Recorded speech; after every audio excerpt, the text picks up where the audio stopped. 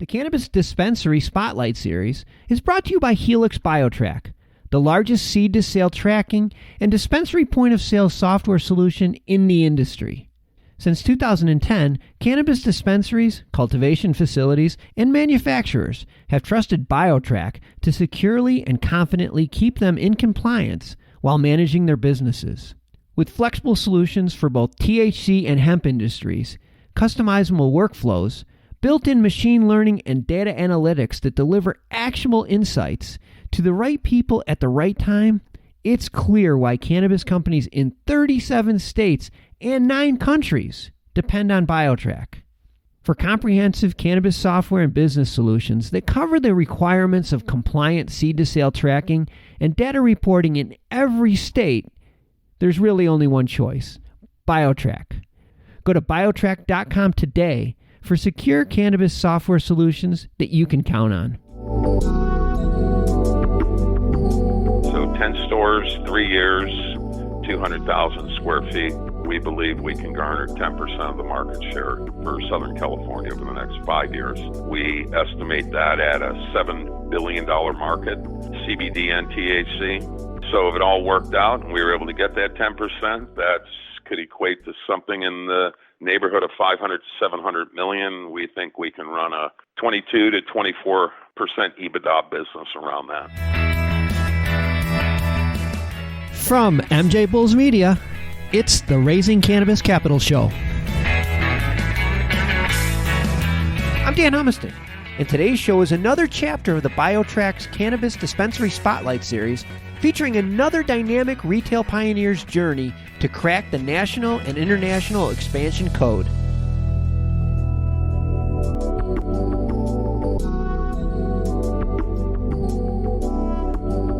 Today on Raising Cannabis Capital, we are continuing this month's BioTrack Cannabis Dispensary Spotlight Series with Michael Campbell, the CEO of CalEthos. Michael, welcome to the show.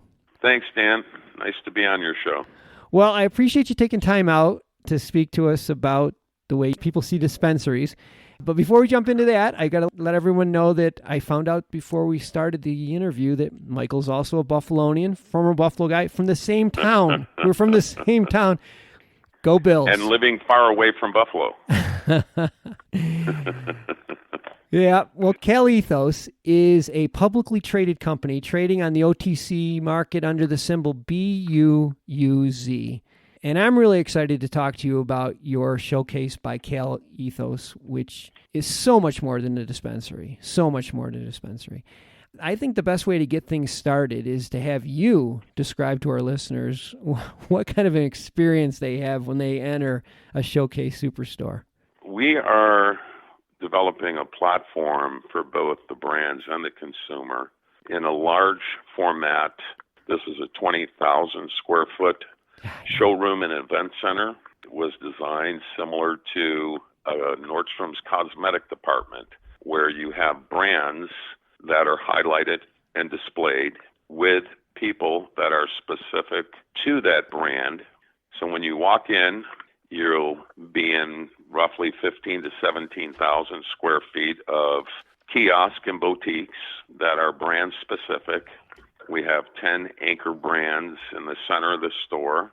Those are full line brands that could have up to a couple of hundred SKUs of their products on display. We also have specialty sections where the store is sectioned off into specific product type. Okay. And we also have an area that is called the chill zone, which is dedicated to the beverage and edibles. So those are actually refrigerated wall coolers for the beverages and refrigerated floor station for companies that want refrigeration for their chocolates, as an example. Okay, good. Interspersed throughout there are lounge areas. It's wide open, it's comfortable, it's not crowded. Adjacent to the retail showroom floor are 2 other components of our format. One is our dedicated marijuana pharmacy with certified cannabis pharmacists available for consultation. That is a separate inventory that is medical marijuana oriented only. Okay. And then the big piece of our format is the 200-seat event center for daily classes, workshops, and seminars on everything cannabis. In that brief explanation, You touched on so many things. I want to take them one by one. Sure. To start off with, the idea of dedicating areas for brands to give them a voice, I think that's so important. I thought the same thing when I looked at the video. It seems like they're almost like cosmetic counters. We want it oriented towards female shoppers, and we want them to be comfortable shopping in this environment. So it wasn't just creating a space for the brands. It was also creating an environment that people were comfortable and familiar shopping in. Yeah.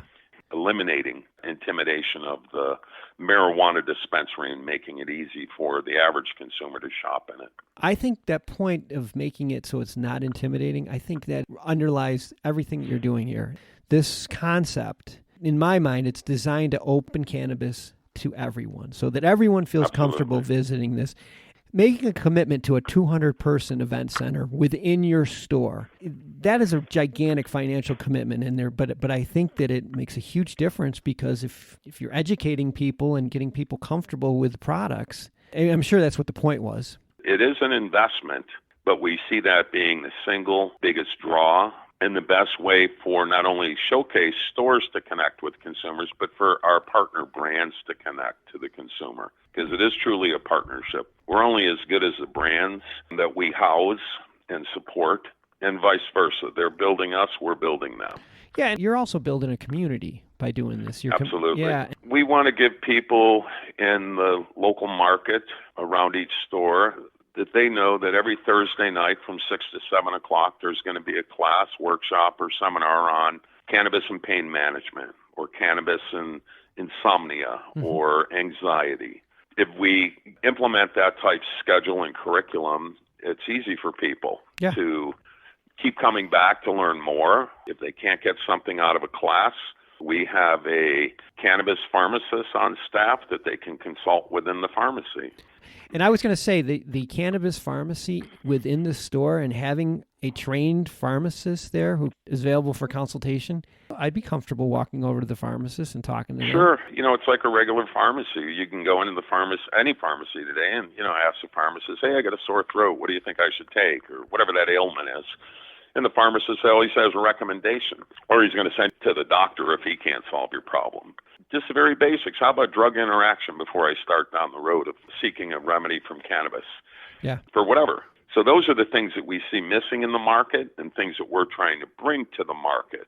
We're trying to provide a service and a platform, a community that's not available in the market today. So we differentiate from the average marijuana dispensary that has to compete with the black market to stay in business.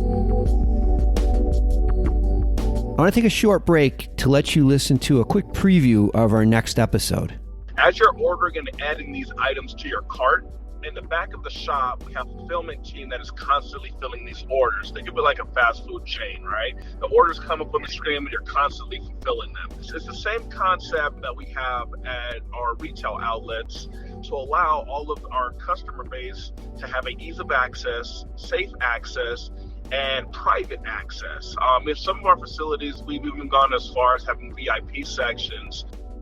Tune in on Sunday to hear the next episode of the BioTrack Cannabis Dispensary Spotlight Series with Chris Henry from Empire. And now let's get back to today's show. Before we run out of time, let's talk about your expansion. You mentioned that you're targeting suburban areas. Talk about what your plans are for the upcoming future. Sure. We're, over the next 3 years, planning 10 of these throughout Southern California. Our goal is to have 10 facilities, 200,000 square feet of cannabis retail. We feel that we will be a dominant force with that footprint in Southern California.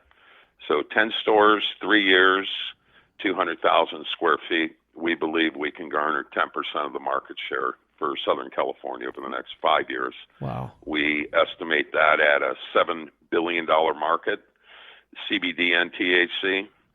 So if it all worked out and we were able to get that 10%, that could equate to something in the neighborhood of 500 to 700 million. We think we can run a 22 to 24% EBITDA business around that. Oh my gosh. All in, including all of the fun taxes that we get to pay in California.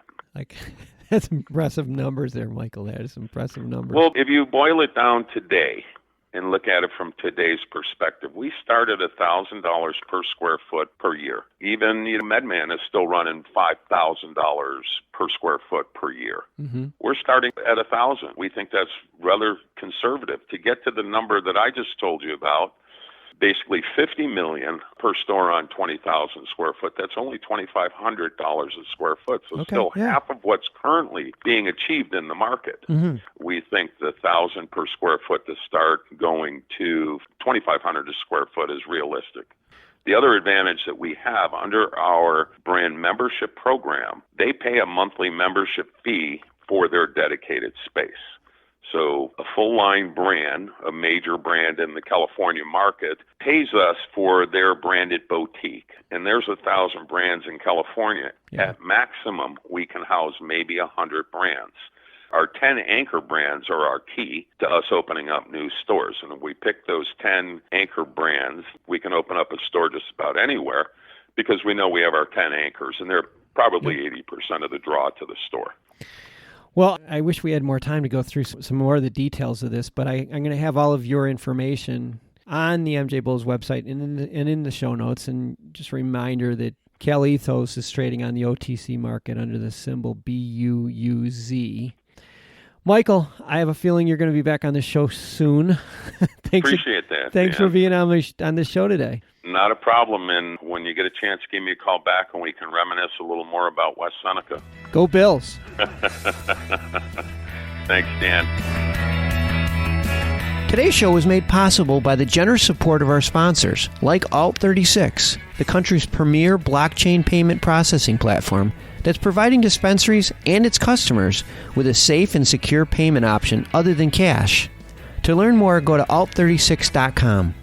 Today's podcast was produced by MJBulls Media, the industry's premier cannabis podcast network, with original music produced in part by Jamie Humiston.